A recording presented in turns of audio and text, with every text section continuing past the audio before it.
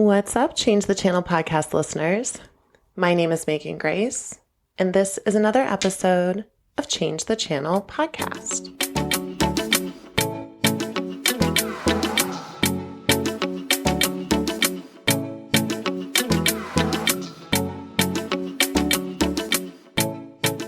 Welcome back to the show.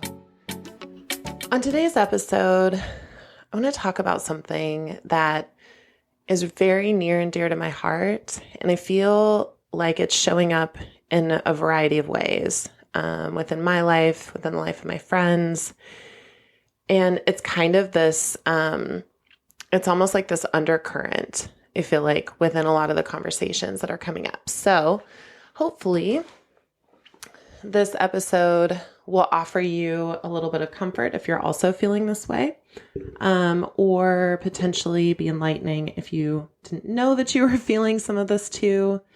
Because really, let's be honest, we're living in a life where we all need each other, probably more than ever before. So I was driving back from an event with one of my oldest and dearest friends. I've known her since middle school. So back in the days of horrible haircuts and learning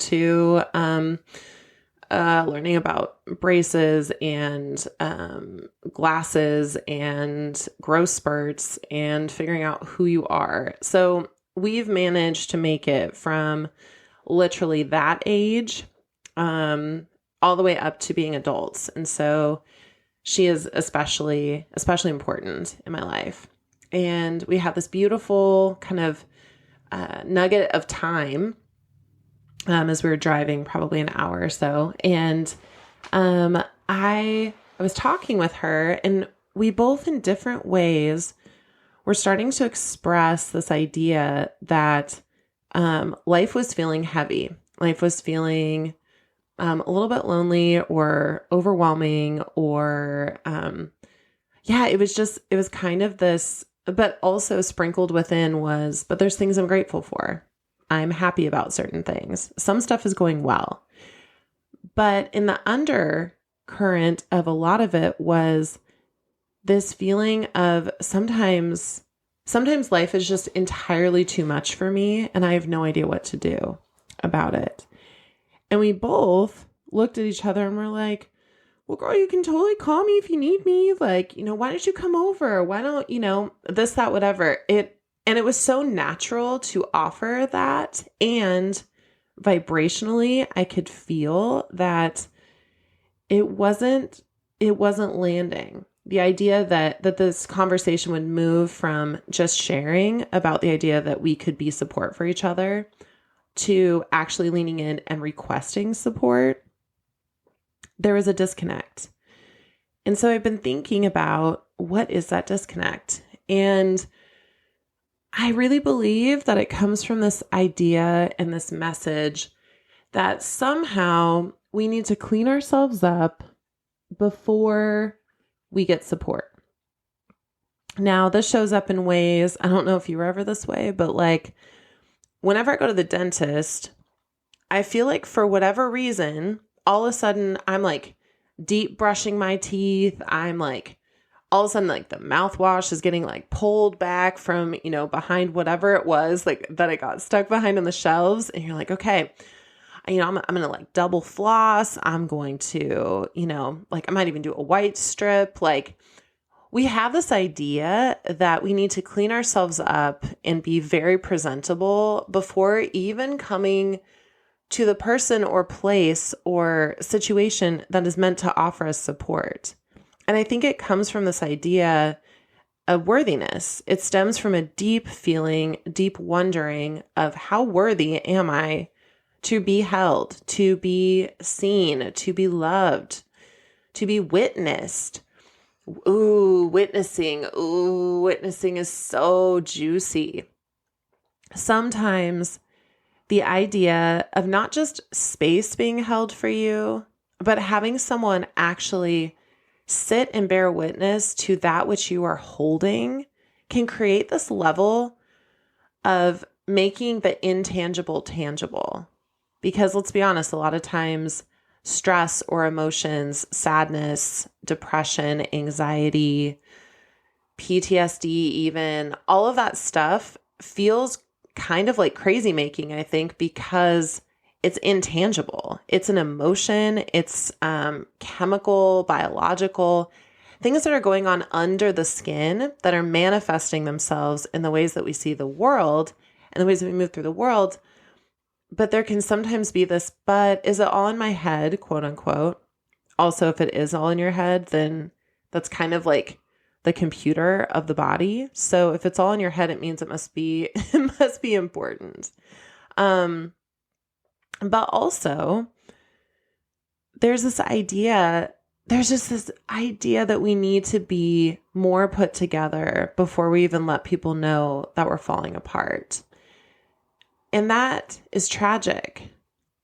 That is so sad to me. That actually breaks my heart in a different sort of way, because what if we started to see each other as stained glass windows?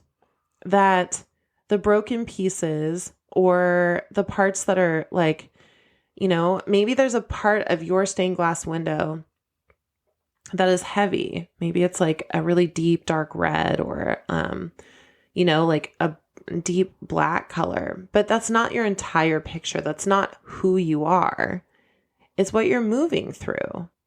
And if you're stuck in an echo chamber with simply you talking to you about the things that you need to change or are different, then babe, spoiler alert, nothing is going to change. Sitting with ourselves, not calling in our highest self, not calling in, divine light and source, not calling in support from our friends and outside world, people that we trust, people that we've vetted with our heart spaces, is doing ourselves and doing the world a disservice. Because go with me on this. While we feel like we're being so selfless, sitting with our own, keeping our misery somehow contained, we are also keeping our blessing contained. We are keeping our mission contained. We are keeping our impact contained. We are keeping our community contained. And friend, you are meant to be limitless. You are meant to be expansive and immersive and living. Like, that's why I think they call it your life, because your life is meant to be lived. It's meant to be life and breath and play and fun and heaviness and, all the colors and hues of experience are meant to be yours.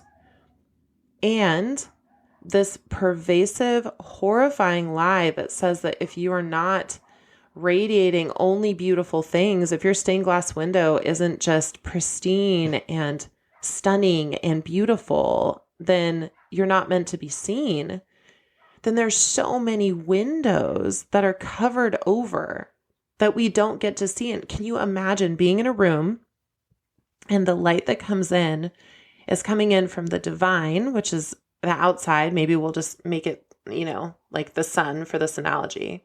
And the sun is trying to shine through you to come into the room to light up a dark room.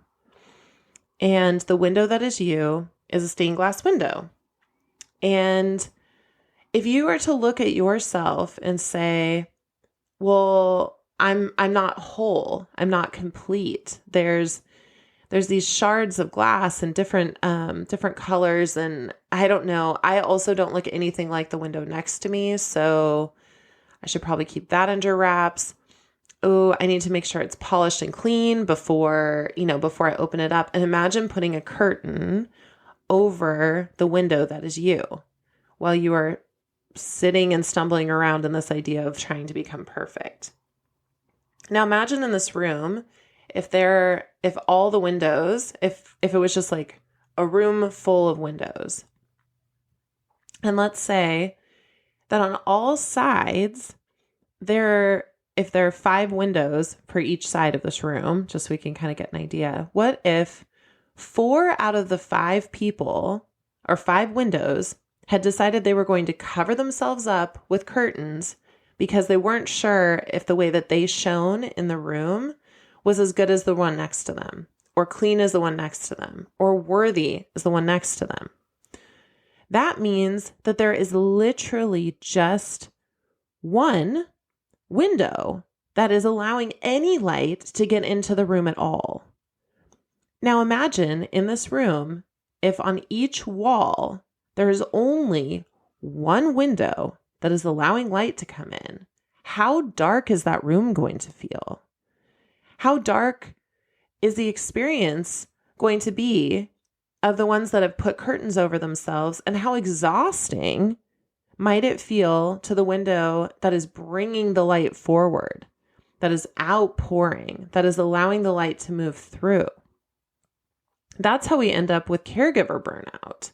That's how we end up with the empaths of our planet feeling like there's so much surging through you and moving through you. And then those people too are like, well, I can hardly even take a moment off because I'm trying to keep pouring light into this room. I can't even go and get support for myself. Well, over time, it's as if the feeling of looking around going, where is everyone else? It's like almost starting to put this little film over your light. It starts to dim the light, starts to make the room even darker. Friends, we do not need any more dark rooms. What we need is brave beings that are willing to pull back the curtain on who you are, the mission that you are meant to shine, and to realize that you are not here to do the work of the window next to you. You are here to do your own work. You are here to bring forward your own mission, your own blessing, your own connection, your own experience of the world. And when you do, you bring forward, you add yourself to the chorus of light that is coming into a room that is desperate for light, desperate for the light to move through. So even as my friend and I were talking back and forth about the different ways that we're trying to get our needs met, trying to figure out what to do about all of it, I just was sitting and realizing that the thing that we get to do is to literally decide. I decide that I'm going to live a life that is not hidden behind a curtain. I decide to permission myself. I give myself permission to show up in a way that others will see. I give myself permission to show up in a way that's visible. And that may be a day where you're going to get some cloudy with a side of meatballs. But the brave thing to do is to decide to still show up anyway, to allow the light to move through, because you have no idea who needs the spot of light that the window that is you would be bringing in. And also, friend, it doesn't feel good to live a life in a cloak. It doesn't feel good to have your light feel like it's somewhat extinguished, right? And this happens for a variety of reasons. It's traumas, it's pain, it's past experiences, it's feeling like we can't trust ourselves. It's messages that are stored in the body. It's all the above, and maybe none of the above. Your story is unique, right? But what I'm saying is that there's this feeling sometimes that we have all the time in the world to muddle around and figure out whatever's wrong. And in the meantime, we're going to keep ourselves cloaked in. And what I'm saying is, what if we stopped thinking of ourselves as having all the time in the world to figure this out? And what if we just started to slowly open the curtain a little bit at a time, And if every day our goal was to be just a little bit more open, a little bit more receptive, a little bit more willing to see possibility, a little bit more permission to show up and make a splash where you are. A little bit more permission to actually seek out help from people that are trained, that have come here on this planet to offer the type of support that you need. For example, I love my bodywork practice because when people come in to see me, I've created this little vortex that's like, body, like hands-on body stuff, like care in the form of massage, then narrative talk, conversation where we move the narratives around that are stored in the body so they can be up and out, and then energetic healing to be able to take care of the wounded spirit that has happened with these tangible things that have happened to the body. And the combo of the three of them is so juicy and vivacious and makes a massive impact in my clients' lives. Sometimes I look at myself and I'm like, my window doesn't look like the window next to me. And it makes me feel like I need to make myself smaller. And my friend, what I'm saying is, I'm so grateful that the window next to me is doing breath work, or is doing, energy work, or is doing, legal care for people in a holistic, altruistic way, or, different doctors or teachers or, laborers, the people that come and take the trash from the curb. Like, each person, depending on where you are planted, gets to be the light in that room, in that space. And just like my friend and I, who I really would think that we would have figured it out by now. We've gone from the awkward teen years all the way to the adult years. And yet this still seems to be a theme that we are dealing with. And so that means that potentially you're also dealing with this too. So it doesn't matter where you are planted, you get to be a window. And it doesn't matter if your window looks like the one next to you, it still is worthy of allowing the light to come through. And when you don't allow the light to come through in your area, then it allows darkness to live in that space. And you get to receive support to be able to open back up, because the reasons and the things that made you feel like you needed to close your window up are real. They matter, but they also are not, they're not the final chapter of your story, unless that's where you decide to put your pen down. If you decide that you are going to be closed, you are going to stop writing your story, and that experience that happened in your past is going to be your ongoing story, then you get to be that way. But is that the channel that you're most interested in listening to, or the channel that you're most interested in transmuting to the world around you? Is that the legacy that you're interested in leaving? Or, my friend, and I have a feeling because you have found your way to this podcast, that you are a brave soul, that you are someone that leans into permissioning yourself to receive the support you need to shine as bright as you were always meant to be. Find the support. Talk to a friend. If you do not have someone that you feel that you can trust, talk to a professional. Talk to someone that has come to this planet to offer that support.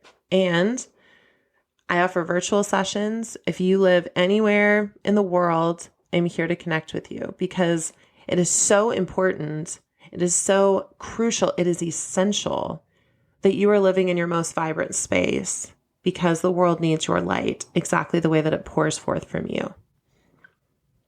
There's no reason to do this alone. There's no reason to brush your teeth heavy before you go to the dentist.